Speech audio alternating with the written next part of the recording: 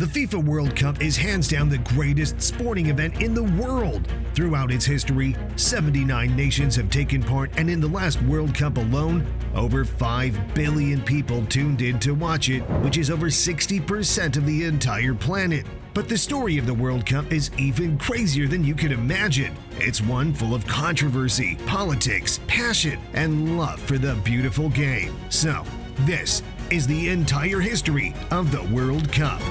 Laura Pereira hit by Hammers! Oh, what a goal! Surely now, Spain have won the World Cup. Argentina campeón del mundo! Argentina campeón del mundo! This story begins almost 100 years ago, before the World Cup was even an idea, because in 1914, FIFA decided to recognize the Olympics as the Football World Championship, meaning the country that won the Olympic football tournament would be crowned as the world champions, and it stayed this way for over 20 years until the 28th of May 1928, when FIFA President Jules Rimet had a golden idea that would shape the future of football forever. After seeing the global rise in popularity for the sport and the major success of the Olympic football tournaments, he wanted FIFA to stage its own international tournament outside of the Olympics, which is how the idea of the World Cup was born. And within just 2 years, this idea was turned into reality, as the first ever World Cup was hosted in 1930. This World Cup would take place in Uruguay, as they were the current world champions, having won the previous Olympic tournament. Now, the location of this tournament proved to be problematic for the European countries, as there was a long journey by ship, and Europe was going through a financial crisis at the time, so most nations couldn't afford the trip over. This first edition was attended by a total of 13 countries, 2 from North America, 4 from Europe, and 7 from South America. Egypt were set to be the only African team taking part, but due to bad weather, their ship had to be delayed and they missed the tournament. Japan and Thailand were the 2 Asian countries invited, but both withdrew leading up to the tournament, so on the 13th of July 1930, the first ever World Cup kicked off as 13 countries battled to be crowned the champions of the world. The format was similar to what we see today, with 4 groups, and the winners of each group making their way to the semifinals for a knockout match. The final saw the hosts Uruguay face off against Argentina, and Uruguay defeated them 4-2 with 93,000 spectators in the stadium to be crowned the first ever World Cup champions, and they were handed the original trophy, which was different from what we see today. Now, moving on to 4 years later, the next World Cup was set to take place in Italy, making it fair for the Europeans, with the idea that the competition would alternate between Europe and South America. This time round, there was interest from enough countries to host a qualification stage, which saw 16 nations qualify for the finals, and this would be the same format used until the expansion in 1982. Uruguay, who were the title holders, were still upset at the lack of attendance from European countries, so they boycotted the tournament, meaning there was sure to be a new champion. Egypt became the first African team to take part, but were knocked out by Hungary in the first round. The final this year saw Italy face off against Czechoslovakia, where the game was decided in extra time, as Italy won the game 2-1, making them Europe's first ever champions. Now roll on 4 more years, and France hosts the 1938 World Cup, which was controversial as it went against the agreement to alternate between South America and Europe, meaning both Argentina and Uruguay boycotted the competition this time round. This tournament only saw 15 nations competing, as in the build-up to it, Austria was absorbed by Germany in the early stages of the war. Italy yet again made it to the final, and this time comfortably beat Hungary 4-2 to make it their second World Cup in a row. Now, after 3 successful World Cups in a row, the world was well and truly hooked, and we're excited for the next tournament to come.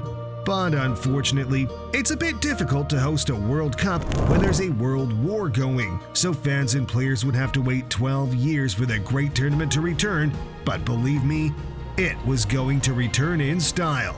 come 1950, and the World Cup would return to South America as Brazil hosted it this time round, and the world was about to witness the biggest and best tournament yet. India refused to play in this edition after they were told they couldn't play barefoot. Yes, really. Italy, who were the current world champions, were a shock entry because 2 years prior, the Torino air disaster caused the death of a number of national team players. This year was also the first time that British nations joined the party, as they had refused to join FIFA prior to this for political reasons. The final saw Uruguay defeat the hosts Brazil to win their second and final World Cup in a packed-out Maracana with 173,000 spectators, which to this day is still the most viewed World Cup final ever. This tournament saw the Brazilian legend Leonidas take home the Golden Boot as he finished as the tournament's top scorer. But now moving on to 1954, this World Cup was hosted in Switzerland and was the highest scoring tournament ever. This was also the first tournament to be properly televised, meaning the World Cup finally became a global phenomenon, as fans could finally watch from all over the planet. In the quarterfinals, Austria knocked out the hosts Switzerland in a thriller of a match, finishing 7-5, which to this day remains the highest scoring World Cup match ever. Hungary finished the tournament as the highest scoring nation with a total of 27 goals thanks to icons like Ferenc Puskás and Sando Kostic, and it looked like they were going to win the whole tournament, especially after going 2 goals up in 10 minutes in the final. But West Germany had different plans for this game. They clawed back from a 2-0 deficit to triumph against the Hungarians, finishing the game with 3-2, with Helmut Rahn scoring the winner in probably the most iconic game in German football history. The Germans remember this day as the Miracle of Bern, and this final really was great, but it wasn't the greatest final ever because we still need to get to that. And not only because we still have 18 World Cups to talk about, and we're going to discuss the cheating scandal that saw Argentina lift the World Cup, the football player who was killed for scoring an own goal, and we're even going to talk about the future of the World Cup because from 2026, the tournament is going to change forever. But before we get to all that, all I ask is that you subscribe to the channel. It would really mean the world to me if you would join the Top Bins family. But anyway, now it's time to talk about the first sighting of the World Cup's greatest ever player,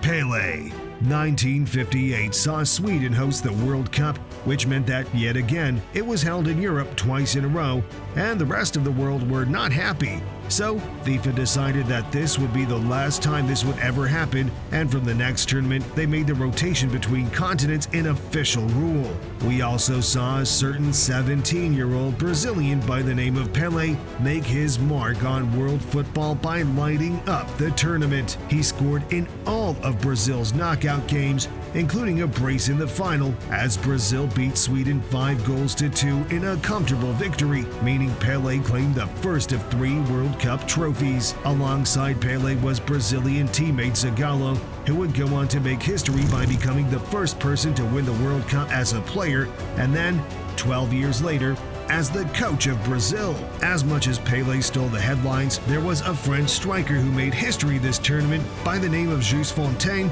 as he scored 13 goals in a single tournament, which meant he averaged more than 2 goals a game, which is a record that is still yet to be broken. But anyway, on to 1962, hosted in Chile, where Brazil went back-to-back to win their second World Cup trophy, beating Czechoslovakia in the final. The fact that this World Cup even took place was a shock because just 2 years before, there were major earthquakes in Chile, meaning the entire infrastructure for this tournament had to be rebuilt, but somehow they managed just in the nick of time. Now, although Brazil won the tournament, their star man Pelé underperformed due to injuries, but luckily they had other stars like Vava and Garrincha who were able to lead them to glory. But Pelé wasn't the only underperforming star, because the Soviet Union goalkeeper Lev Yashin, who was one of the best players in the world at the time, also came under a lot of scrutiny for poor performances. This World Cup as a whole was often scrutinized for defensive and even violent tactics at times, which probably reached its peak peak in a first-round game that is now remembered as the Battle of Santiago. In the build-up to this game, the Italian press wrote very unflattering articles about Chile, who were hosting the World Cup, which led to an angry team on the pitch, and that could be seen with the amount of deliberate tackles and genuine attempts to hurt each other during the game. Chile won the game 2-0, but Italy had 2 red cards and had to be escorted off the pitch by police just to keep safe. Now, moving on to 1966. Football came home for the first time as England lifted the trophy in a thriller of a final. England beat out West Germany 4-2 by scoring 2 goals in extra time thanks to a final hat-trick from Jeff Hurst and stellar performances from players like Bobby Charlton and Gordon Banks. But the best player of the tournament wasn't even in the final, because that was probably the Portuguese icon Eusebio, who finished as the tournament's top scorer. This World Cup was also hosted in England and was the first time the tournament made use of an official logo and a mascot. North Korea became the first Asian team to reach the quarterfinals as they beat out Italy in the process, and South Africa was banned from the World Cup for the next 26 years for breaching anti-discrimination policies. But now we're moving into 1970, hosted in Mexico, making this the first North American tournament. Brazil won their 3rd World Cup in 4 tournaments, making this Pele's 3rd trophy. This was also under the management of Zagallo, who won it as a player 16 years before, making him the first man to achieve that feat. The final saw Brazil breeze past Italy, winning the game 4-1. And this tournament is also remembered for the semi-final match between West Germany and Italy, which saw 5 goals scored in extra time and had Franz Beckenbauer play the match with a broken arm because Germany ran out of substitutes. But unfortunately, his efforts were in vain as Germany got knocked out even despite having the top scorer of the tournament on their side, Gerd Müller. But Germany wasn't worried because 4 years later, they were hosting the World Cup and they were back with a vengeance as they beat out the Netherlands 2-1 to lift the World Cup trophy. This Dutch side revolutionized world football with their total football philosophy, with their main man Johan Cruyff at the center of it all, but they just didn't have enough in them to beat out this iconic German side with Gerd Müller and Franz Beckenbauer 4 years better than the previous final defeat. This was also the hardest World Cup to actually qualify for, especially for the European teams, because England and Italy were placed in the same qualifying group, meaning only one of the 2 previous world champions were going to make the tournament, and despite winning 5 out of 6 of their qualifying games, England just missed out on it. But somehow, qualifying actually got even harder the next time around because there were a record 95 teams trying to qualify for 14 available spots, since the previous winners and the hosts automatically qualified. And this tournament was hosted in Argentina, where yet again the hosts lifted the trophy as they beat the Dutch in the final 3-1 with 2 extra time goals, making this the Netherlands' 2nd final defeat in a row and making total football feel like a total failure. Mario Kempes was the star man for Argentina, picking up the Golden Boot with a total of 6 goals throughout the tournament. This edition also saw 2 first-time participants in Iran and Tunisia's win against Mexico made them the first African team to ever win a World Cup match. But this would be the last World Cup where so few teams would qualify, because in 1982, the tournament was expanded to 24 teams, meaning more countries would be allowed the chance to fight for international glory. And this tournament was hosted in Spain, but the expansion caused for a slight format change. The 24 qualified teams were split into 6 groups of 4, where the top 2 teams of each group would be placed in the second round. They would then play in another group stage, where they were split into 4 groups of 3. The winners of these 4 groups would be placed in the semifinals, and then it would be a 2-rounded knockout with the semifinals and the final. A bit confusing, but I hope it made sense. But anyway, with the 8 extra slots, we saw 5 new first-time participants in Cameroon, Algeria, Honduras, New Zealand, and Kuwait, and we also saw a record match in the group stage as Hungary beat El Salvador 10-1, which to this day is still the biggest winning margin in World Cup history. The great Paolo Rossi was the star man of this tournament as he scored a hat-trick against Brazil to help guide Italy to the final against West Germany, which Italy managed to win 3-1. Now, after one edition with that format, they scrapped it for the 1986 World Cup hosted in Mexico. They decided to replace the second group stage with an extra knockout round, meaning it was now the initial group stage, then a 16-team knockout till the final. Jose Batista broke records in this tournament by becoming the fastest player to get a red card in history by getting sent off after just 56 seconds for Uruguay against Scotland. This year, Argentina won the tournament thanks to both the brilliance and the cheating of Diego Maradona as they beat West Germany 3-2 in the final. But the real controversy came in the quarterfinal match between England and Argentina, where two of the most iconic goals in World Cup history were scored by Maradona. The first was a clear handball goal, which the referee just didn't see.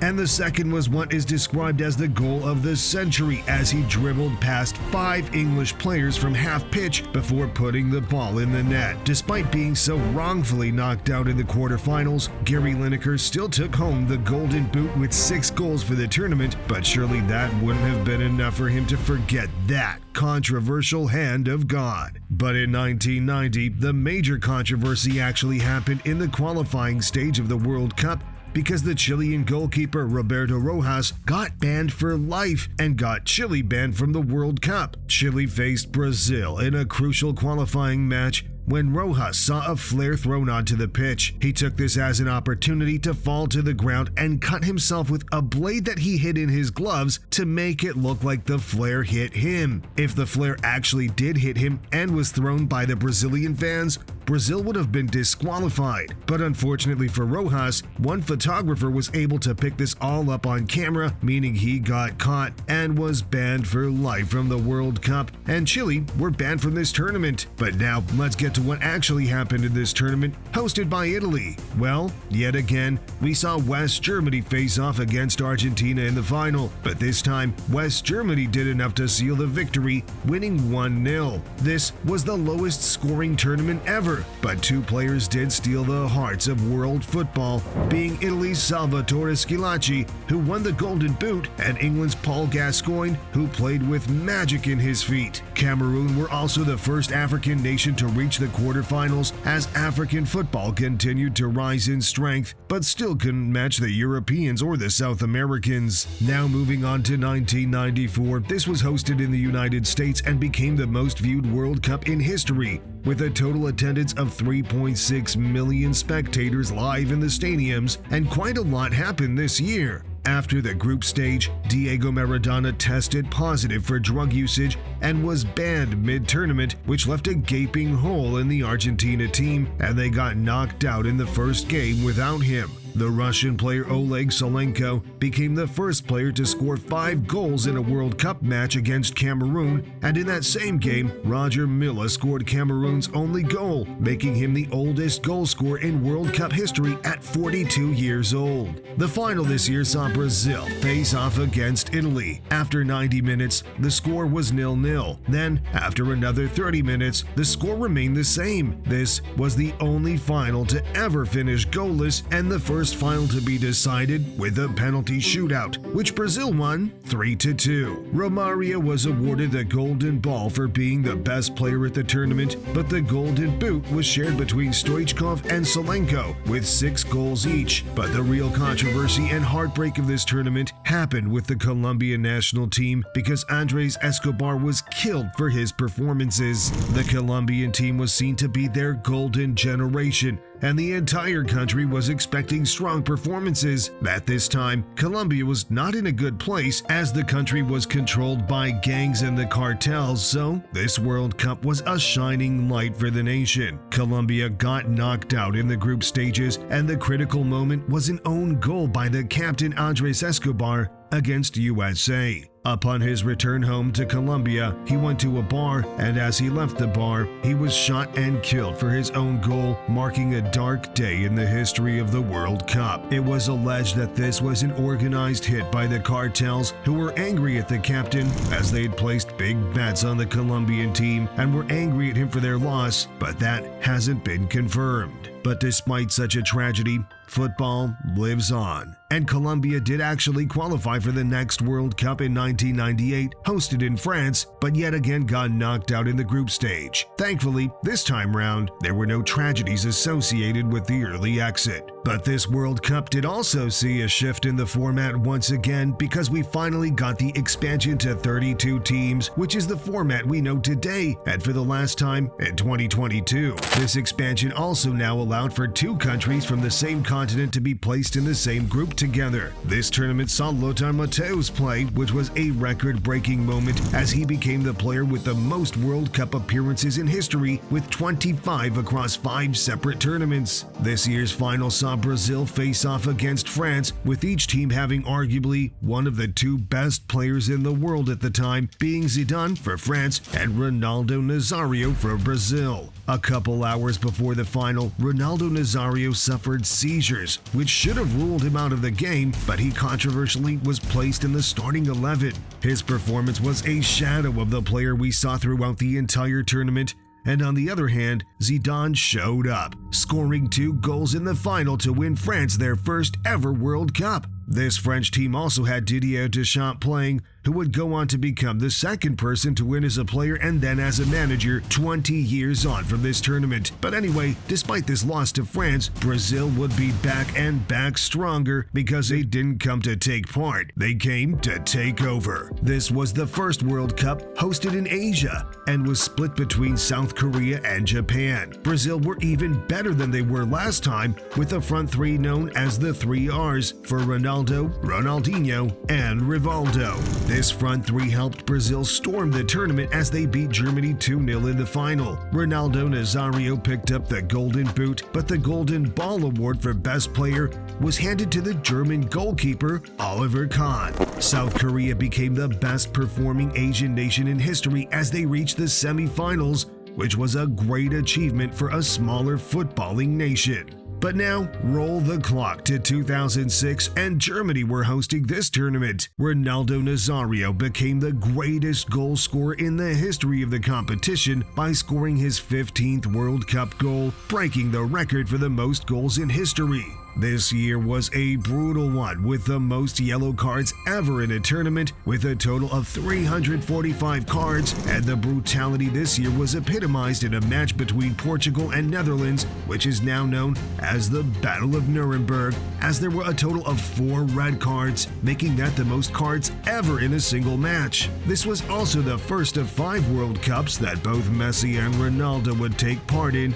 but neither really tore it up. This year's drama all came in the final matchup between Italy and France, where Zinedine Zidane was truly on smoke. He scored a Panenka penalty off the crossbar to show he had nerves of steel. And then, with 10 minutes to go in extra time, with the score tied at 1, he headbutted Marco Materazzi for insulting his sister, which caused him to get sent off. The game went to penalties, and thanks to the heroics of Gianluigi Buffon, Italy managed to lift their 4th World Cup trophy, whilst Zidane walked away with a silver medal, a red card, the Player of the Tournament award, and probably a bruised head. Now, from one dramatic final to another, 2010 saw Spain in the peak of their golden era as they lifted the trophy with a 116th minute winner for Andres Iniesta to allow Spain to lift their first and only ever World Cup. They defeated the Netherlands in the final, which made this their 3rd final defeat without a victory. They're like an international Tottenham Hotspur, bottling it every time. This tournament was hosted in South Africa, making it the first one in the continent, and North Korea also made history by conceding 16 goals in 3 games, being the most a country has ever conceded in the competition. But if there's one thing that stands out from this tournament, it's not the players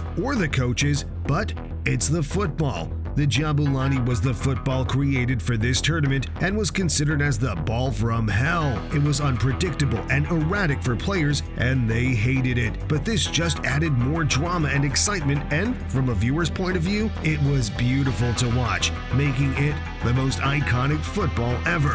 But now we're off to Brazil for the 2014 World Cup, where history repeated itself in the final. 0-0 for 90 minutes, and then with a couple minutes to spare, Mario Götze crops up and scores the winner to sink Argentina and stop Messi from winning the World Cup. Messi still walked away with the golden ball for being the best player in the tournament. Neuer was the star man for Germany, walking away with the golden glove, and James Rodriguez was the new kid on the block, picking up the golden boot as he did wonders for Colombia. Miroslav Klose overtook Ronaldo Nazario as the World Cup's leading goal scorer by scoring his 16th goal in the tournament. Goal line technology was introduced, which would finally erase that margin of error from linesmen and referees, but probably the most memorable moment of this tournament was the semi-final between Germany and Brazil. Brazil were the hosts and were one of the favorites to go all the way and win the competition, especially with Neymar on their side. When it came to the semi-final, Neymar picked up an injury and had to miss the game, but even without their best player, nobody expected the game to turn out how it did, because Germany put 7 goals past Brazil in one of the most embarrassing defeats in Brazilian football history. But now we're getting closer and closer to the present day and talking about the future of the competition. But first, we're talking about the 2018 World Cup hosted in Russia. England had a great run this time round, making their way to the semi-finals, and they thought it was finally coming home again. It did not, in fact, come home, as Croatia knocked them out to make the final as real underdogs. Harry Kane still did pick up the Golden Boot award, but that wasn't the prize he was after. Video assistant referee debuted in this tournament, which resulted in a record number of penalties being given as football leans more and more into new technology for better or for worse, and the Egyptian goalkeeper Essam El Hadari became the oldest football player to take part in a World Cup at 45 years old. But now, let's talk about the final. France were the clear favorites coming up against the underdogs Croatia, who had an inspiring run to the final, thanks in particular to the brilliance of their little magician Luka Modric. France won the game 4-2 to lift their second World Cup 20 years on from their first, and managed by Didier Deschamps, who played in the first World Cup victory. After this tournament, the name on everyone's lips was the young kid who tore it up, named Kylian Mbappe,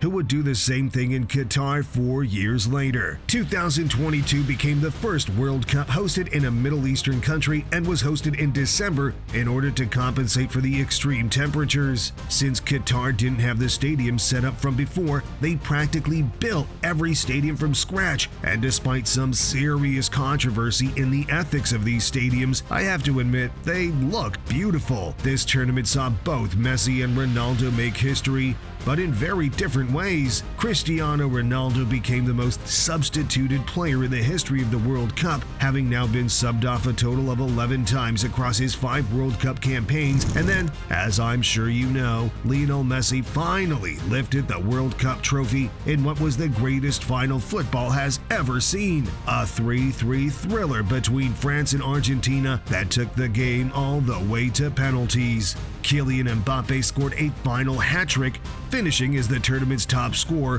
but this still wasn't enough. Heroics from Martinez throughout the game and then during the penalty shootout are what spurred Argentina on to lift the most recent edition of the World Cup. Now, what's next for the World Cup?